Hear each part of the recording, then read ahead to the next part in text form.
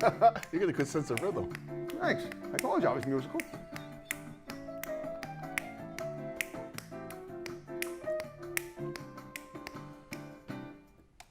Nicely done. Thank you very much. Good afternoon, everyone, and welcome to Topic Time with Harrison Young. It is now mid-June. It's warm out. It's kind of humid, and it is as hot in here as it can be in terms of the quality of the guests. They are just getting better and better. I think most of you will recognize this gentleman here. He's a musical legend from the Boston area, as we all are. This is Charlie Farren. He has his own band. He has his own record label. He plays with Joe Perry of Aerosmith, the Joe Perry Project. He has his own band called Fahrenheit, named after himself, and I guess he likes the thermometer too, and he kind of coagulated that together. And tonight, I'm going to interview him. We're going to find out, most of the shows, all the shows I do where I have guests on, no matter how famous they are, there are going to be things about them that other people don't know. But after tonight, there are going to be no things about Charlie Farren that nobody knows after we're done, because I make sure that we get it all covered. We're going to get to the bottom of it. Exactly. Okay, to the bottom, and then we hit rock bottom when we spiral up into the universal plane of success, of the pinnacle that we've never achieved before, and that is what we're doing tonight. So, Charlie Farren, thank you for being on Topic Time. What a blessing it is to have you here. Harrison, it's wonderful to be here, and I appreciate you inviting me. Okay. All right. Well, like I said, you're very, very well known. You're legendary, but you're my guest, and this is how we do the show with everybody. So, Charlie, you're a lifelong musician. You grew up in the Boston area. You're a Boston-bred man. You know everybody pretty much in the music industry. And here, you know all the people from, Giles. Aerosmith, Steven Tyler, Joe Perry. You play with. I imagine you know Peter Wolf and all those people. Yep. So let's go all the way back to way before that, even before I was, the seedling of my father's eyes and my mother's wishing and could have done something else. How did it come to be? What were you like as a kid, and how did you, young when you broke into music, and how did it get there? So my family always sang. Okay. We would go on car rides and would sing. Cool. Not just sing, but would sing out. I understand. And drive the other drivers off the road, basically. We just sang joyfully. We all sang big, and they all still sing. One of my sisters actually sang in a band with me. Cool. And my oldest sister. One song or a bunch of songs? No, she sang backup for the show. Oh, okay. And my oldest sister had a band when I was probably around the 8th grade. Okay. And they used to rehearse at my house. It was a banjo, 12-string guitar, a 6-string guitar, and a tambourine player. They all sang. Okay. And they were fantastic, and they worked a lot. Right. And I thought, you can have a band? Wow, Oh, man. That would be cool. So I was in different bands through high school. Okay. And I went to college for that first year. What college? Salem State. Okay. Salem, Mass. Salem, yes. Gotcha. And English literature. Okay. And that's what you major in? Yes. Okay. And that summer, the band I was in, it wasn't my band. It was a band that hired me to sing in the band. Cool. So I didn't play guitar. And we got a job. How did they find you? Just from hearing you sing at the school? I don't really remember, to tell you the truth. Okay, that's fine. I probably auditioned, Oh, I understand. And so we played all summer. Yep. In White Horse Beach. Yeah, is that up the North Shore? It's in Manamet. It's almost down the Cape. Oh, all right, okay. I should know my beaches. So we played all summer, and then when the summer ended, Yep. the gig ended, and I went back to school, and I was taking these courses. We were reading Beowulf. I thought it was impenetrable. Okay. Right? You say that again? Beowulf. Beowulf? The Beowulf, the literary. It's a book. Okay. Right. Gotcha. And I was taking courses like weather and climate, and I just wanted to be in a band. You should have met Mark So Rosenthal. I was walking across the quad one day, and there was a band in the Yep. Student Union building. Okay. And I went in and watched them, and I thought, what am I doing? I don't want to learn about clouds. I want to learn how to do this, but I want to do it better than that. So this was an epiphany for you, basically. Well, it was when I finally got the courage to say, no, this is the path for me. There you go. And I was in a series of different bands. Usually I was the young guy that they hired. There was a 4-piece band, and they brought me in to be the lead singer. And so we worked, we were doing covers. Okay. But we toured. Did you have a name for the band? It was called Live Lobster. Okay. And we toured from Philadelphia to Schenectady to Bangor to New York, Wow. everywhere. And we worked, 45 plus weeks a year. Okay, now this was the band that these guys found you, or you found, now these guys at the school, or did they find you? No, they were, and I was in a series of different groups. Right. But this was the first band that really toured and worked. Okay, And they were older guys, and there was 2 guitar players, bass and drums. okay, And I saw them playing in Harvard Square Okay. on the Commons one Right. day. And I got the nerve to go up to one of them and say, "Hey, I'm a singer. okay. Let me sit in and sing a song." How old were you then, about? I was probably college age, 20s, early 20s? maybe 19, Okay. 20. Yep. And so they hired me to be their singer. Oh, and we wow. did, and we toured, and we did that for a long time.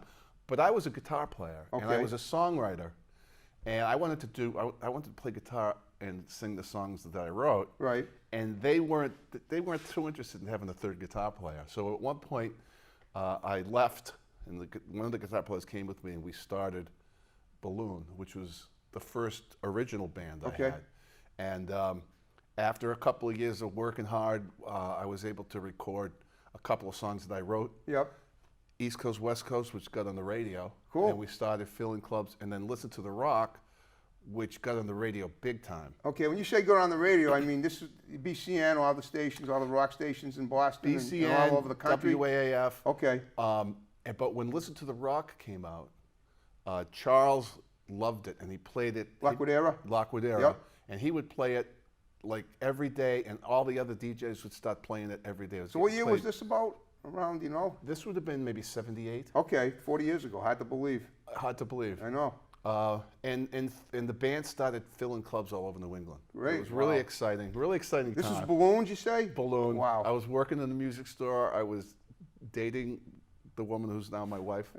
And American dream come true, my friend. and I heard about Joe Perry wanting a singing guitar player. Okay, but Aerosmith was already established, but they wanted. I mean, you Aerosmith- could have actually been with Aerosmith. Technically, you are because you played with with Joe's band. I know the guys in Aerosmith, but I never was in Aerosmith. I understand. I know. Um, they already the foursome. They was already enough have for a them. singer that's exactly. pretty good. But Joe at one point left the band, and Yeah. he put out a record with a different singer, Okay. and a series of things don't always work out the way you think. I they always would. say everything happens for a reason. Yeah. though. So I joined him in 1980, Okay. and we made a record, and then we toured throughout '81. Okay. And it was Just you fantastic. and Joe. You and Joe Perry. David Hull was in the band. David Hall, of course. Ron he was a guest Stewart. on my show years ago. Yeah. Ron Stewart was the drummer. Yep. And we went on a tour with Ozzy Osbourne, Wow. Alice Cooper, ZZ Top, Rush. Yeah. We did Wow. shows with Kansas, with Incredible. Judas Priest, the Scorpions. It was fantastic. Of It course. was really fun. We played All over a the lot. country, right? All over North America. There you go. We Even got into Canada, Canada? for some dates. So that was fun. Wow. And it became clear at one point, though, that Joe had a new manager who was really looking to get Aerosmith back together. And at that point, Well, I know what they went through. They went through some turmoil at the end of the late 70s, early 80s. I know all about that. but yeah. And they they're- certainly bounced back They're beautifully. fantastic now. I mean, They they're are, just yeah. fantastic. So David and I thought, let's leave now instead of waiting for them to get Aerosmith back together. Let's leave now and try and take advantage of, we've been touring Okay. and we've had records on the radio, and so Atlantic had interest, and Wow. so I thought let's put a band together and do it. Okay. Wow. And so we did. So you basically the Joe Perry project was your idea. No, that was Joe's idea. Oh, it was. Yeah. Okay. But Fahrenheit was me and David. Oh, David and I put that okay. together. Just you and David Fahrenheit. And then we found John Muzzy, Okay. Muzz. and we experimented with different types of lineups, Okay. but we landed on the trio, and we got a deal on Warner Brothers, Awesome. and we were signed right away on Warner Brothers before we even did any gigs, Incredible. and that's how I got to know the Fools, because once we got our record done, Yeah. we said we better we better go out and do some shows before we tour. We got the Boston tour, Okay. and so the Fools let us open for them. Okay. For, I Well, don't they know, were just starting 15 to out too 20 at that shows. time, right? No, they were a big draw. How long had those guys been in? Because I mean, my Long first time. song by the Fools was, and the only, I mean, to me, that I think it's a night for beautiful girls, and that was Yeah. the spring of 1980. They had Psycho Chicken. Okay, yeah, I remember They had- that too. They yeah. had a lot of records, a lot of Okay. songs on the radio, and Yep. they were very popular. Oh yeah, they and- still are. And they still are. Playing at the Cabot recently, I guess. I just did 2 shows You, with them you over too, the right? last At the couple of Cabot. months. Yeah, good for you.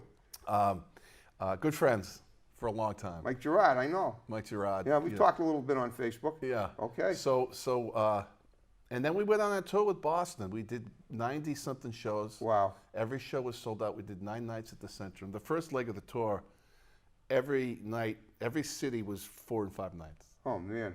And so it was just a blast. And the band went over great every of night. course. And we had fun. You know, we're friends today. We're You still made money. friends. What else can you ask for? You know, it's never really been about the money for me. It's about the blast, and it's about the message of the songs. And it's Of about, course. Yeah, it's I fantastic. mean, I know when you're an artist, you got to be passionate about what you do, and you certainly are, and so are those guys. Yeah, big time. And they're the best, very best musicians. I've played with some of the best musicians in the world. Wow. So And well, don't count yourself short. Don't sell yourself short of that category either. well, I'm just thankful that I've been able to meet them and been able to. If you weren't one of them, they wouldn't have accepted Well, you into their. thank you for saying that, glee Harrison. clubs. Oh yeah. Hey, look, I call it like I know it. So now, at the end of in 1989, Yep. my first child was born. Yeah. And well, music- just let's back up a little bit. Now, how did you, with all the touring you did, how did you have time to, start a family and all that? I mean, I assume your wife was very supportive. She was probably with you at every show. No, No? she had her own career. She was in interior design Okay. and architectural design. Oh, And interesting. yeah, and she would come to some shows, but Yeah, oh. she had her own career, and we didn't have kids. You know, we were married in '81, Okay. and because I was in the Joe Perry project. Exactly. I had a grown man's job at this point. Exactly. So Yeah. when we decided to have children, my wife said, I'm not going back to work. And so I said, and the music had changed, Right. How so? and You mean what? You mean there was a new sound. new sound? Okay. The new Okay. wave of the '80s. You mean? the well, we're nine- talking about This 1989, right? grunge music, Grunge, and right. rap, rock Nirvana. rap, and I liked it, but I knew that wasn't us. That kind of thing, right? And so Warner Brothers I could tell that they were looking to go in a new direction too. Okay. So I said, you know what? The rock and roll is fun for a single couple with no kids. It's fun Right. for a single guy or a single person, but it's not the best platform to raise a family around. Okay. And we were still playing and headlining, but I went to work at Digital Equipment Corporation. I took a position there, Okay. Where are they located? worldwide. Well, this is a sound studio, right? Or this is a music equipment company? No, Digital Oh, Equipment different sounds Corporation computers, right? was a big computer company. Computer company. Okay. Like IBM type big. Right. And they have offices all over the world. Yep. So it was a great big outfit, 100,000+ employees. Right. Wow. And I got a job, a small job, working at Digital. Okay. And I worked my way up to a good grown man's job. Okay. And Compaq bought us. And, Okay. Compaq Computers. Yep. right? And the partners that I was working with were really important to Compaq. So I was able to, I went down to Houston 2 weeks out of the month. Okay. And, bounced my way up, had some successes, and had some promotions. Then HP bought us, and the same thing occurred. I promoted, and I got to a point where I had a global kind of a business development. Well, it kind of sounds a to me job. like you made. I mean, with all this? What time did you have for the music though? Working for. I stopped touring, You did. and You were- I okay. still performed, Okay. but a couple of 3 times a year, and I still made records, but alone in my studio. Okay. So I could still find time to do that, but I stopped touring. My focus was on my grown man's career. Okay. I like to call it my grown I man's. understand. At this But point, it got to the point where I was pretty successful and learned that, you know what? I can retire. I could take an early retirement. from what? From the digital job? Right. At Okay. Hewlett Packard at the time. Okay. And get back full time into music. Beautiful. my wife, you know, the kids are grown now. Of course, you have And grandchildren. You told me. Yes. Wow. And so she You don't look like you do, is a but teacher. I have 3 children, beautiful. and I have 2 girls and a boy. Yep. Two young ladies and a young man. Gotcha. And I have a 3.5-year-old granddaughter, Sweet. 2.5-year-old granddaughter, and a 6-month-old grandson. Man, And living the they're American beautiful. dream right here. Yeah. So my kids are all out of the house. They're Yep. all launched. Sure. And I make the joke now that I say I introduce my wife as my girlfriend, Oh, and I make the joke that now that the kids she's are not all really a groupie. Well, you say she's used to be a groupie, but now you. oh no, she's not a groupie. Not now, but was she ever? No, Oh, all right. If you say so. she's a classy lady. Okay. But I tell people now that nobody's calling I didn't them- mean that in a bad way, though. When I say, I mean, all I look at as a groupie is a fan who decides to spend as much time with a band as she can, or he even anyone that likes a band for their because they're so popular and they inspire them with their music or him that they want to make like a lot of time with them. That's what I say as a groupie. I don't mean it in a bad way. Or, Well, now I tell people All right. that she's my girlfriend. Okay. Because nobody's calling her mom. oh, in the house anymore. what don't your kids call them mom? Well, they're not living with us now. I know, but don't they ever come by for Sunday dinners? Of course they do. Well, there you go. We have the yard is filled with toys for the babies. There you go. Okay. And they come and play in the pool, and Okay. we have a lot of fun. Oh, I'm sure you do. So how did you manage to? So when you realized you could retire from digital, you were starting your family, and then you went back to your music, and you started your own record label. Is that it? I had my own company Okay. that I used to release records. I understand. So is that the same company you have today that you still? F-Man Media, right? Okay. So when did you found that company? When long I ago? when I released my first record, which would have been in maybe early 90s. Okay. So about 25 years ago. Right. a So little we more than that. wanted to have a separate business account, Right. so that we could funnel all of the earnings for the business through it. And so you have to start a company to do that. So we Yep. started F-Man Media then, and I retired and kind of thought, what am I going to do? And I ended up doing a project with John Butcher, Okay. who was a friend of 40 plus years. I know. Yeah. And, Great musician. And he was at a stopping point, and he was living on the West Coast. And Right. he was at a point, you know, in the music business, you work on something, you build it, it happens, Yep. it has a life, and then it's over. And so he was at that point too. So we said, we've been talking about this for 35 plus years. Yep. So we put together a duo, Yeah. 2 guitars, 2 singers. Cool. And we did a record Yep. called it FBI, Farren Butcher Inc. Right. And we toured around with that for a couple, maybe 2.5 years. This was like the mid '90s. You did this? No, this was 2000. Oh, really? Much more recently then. Maybe 5 or 6 years, 7 years ago. Cool. Okay. Yeah. So where did your band Fahrenheit come in from all this? I mean, out of this? Well, Fahrenheit was after the Joe Perry project. Oh, it was. That's okay. when we toured with Boston, across, So all right. So and that- 87. Oh, okay. I understand. All right. So Fahrenheit was 84 to 90. Oh, I see. Okay. But not now. As far as these bands are concerned, now you're still performing with Joe Perry project, correct? Well, I And- did a show. I did 2 shows last month Okay. with Joe. Yep. They were kind of one-offs. So that was he was doing a project called Joe Perry and Friends. Okay. And he did a record, and he had guest singers. And so I met Terry Reed, who Wow. I was a fan of when Sure. I was a young guy. He did some shows when we played at the House of Blues in Boston. Okay. And he was a guest. I was a guest. Yeah, of and we course. did a couple of songs that I wrote with Joe. Okay. So that band was Joe, David Hull, Yep. Brad Whitford Yep. of Aerosmith, Aerosmith. Yeah. Dizzy Reed of Guns N' Roses, Wow. Jason Sutter. He plays with Marilyn Manson in Smash Mouth. Wow. So it was a really good band. Oh man. And, Legends. And when I went down to rehearse with them, we played through East Coast, West Coast Okay. first, and within a bar, it was just like back. Wow. It sounded great, and so I did the House of Blues in Boston, and then we did the Casino. Which one? Foxwoods? No, the Casino up in Hampton Beach. Oh, okay. Yep. And so I was Barry Goodrow from Boston was also a guest on those shows. Wow. So he was touring in like in one location. I think he had Robin Zander as a guest. Okay. One location he had Buster Poindexter there what's his name? I'm forgetting his name. Busta Rhymes? No, No, he's that's David rap. Johansen, Oh, David Johansen, who's sure. just fantastic. And Gotta get out of this place, right? well, he was in the New York Dolls, remember? Okay. But he's just fantastic on stage. And so Joe was having guests, and he was doing that to tour and to promote his new record. Okay. But he also plays with the Hollywood Vampires, Okay. and that's what he's doing now. Okay. Now tell me something. Now you're also a judge on America's oldest TV talent show, Community Auditions. No, the Emmy Award-winning community. The Emmy Award-winning and oldest TV talent show in the country. Before The Voice, before Idol, before America's Got Talent, there was Community Auditions. Fun thing to do, fun show to do. How did they pick you for that? I'm sure there's a good reason for it, but go ahead. How did they?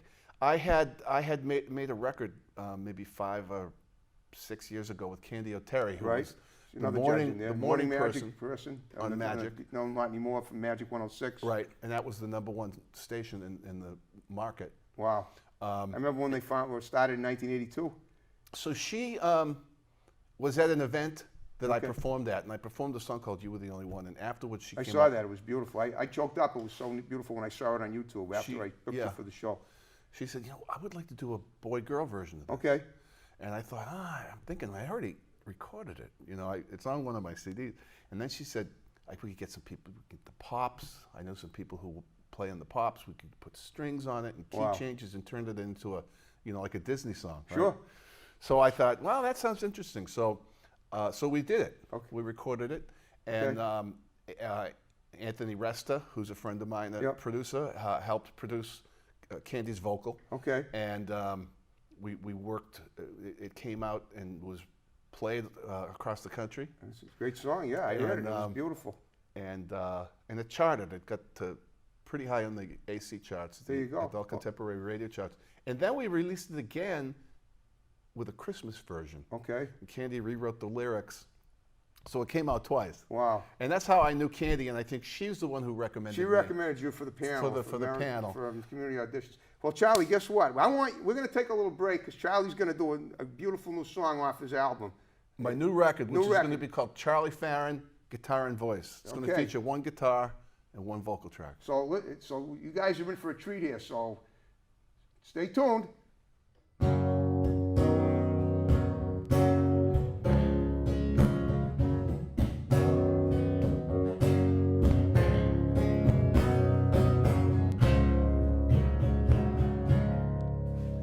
Lay down the law. Ooh.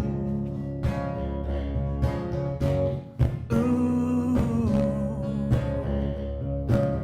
We've got the power.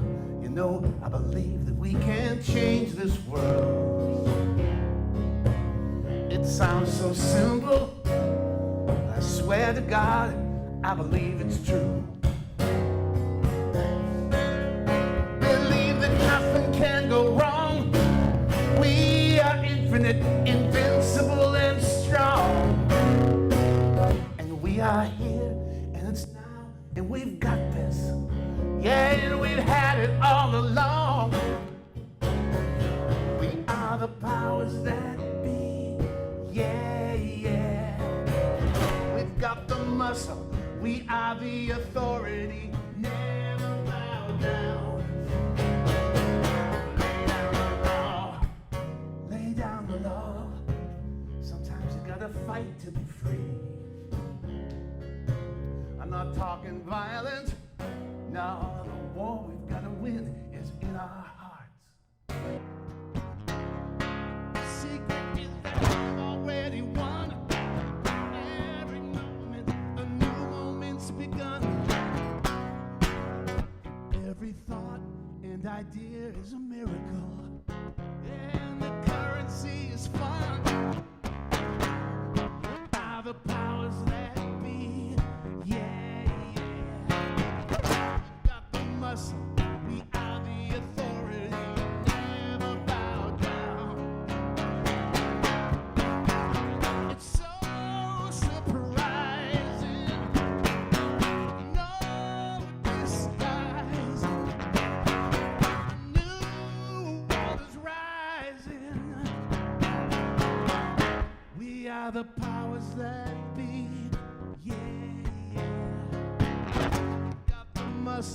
We are the authority. Never bow down. Never bow down. Never bow down.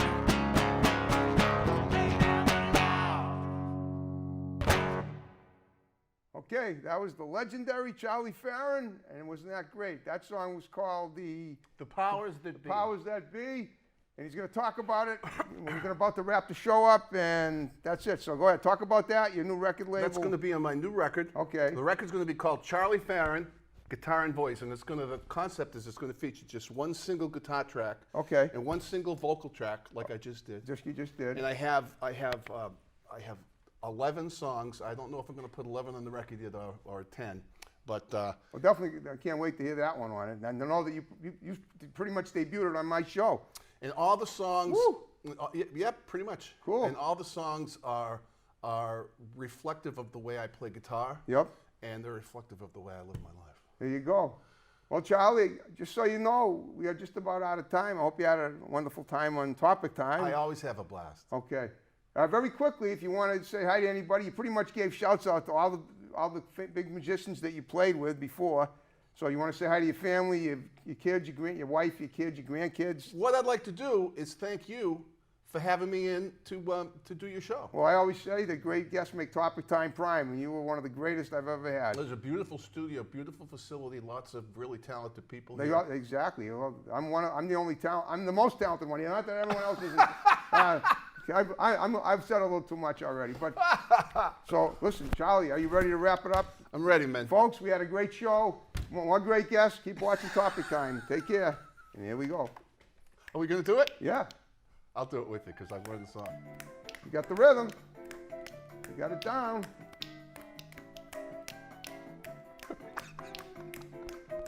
This is really happening. Isn't it? How about this?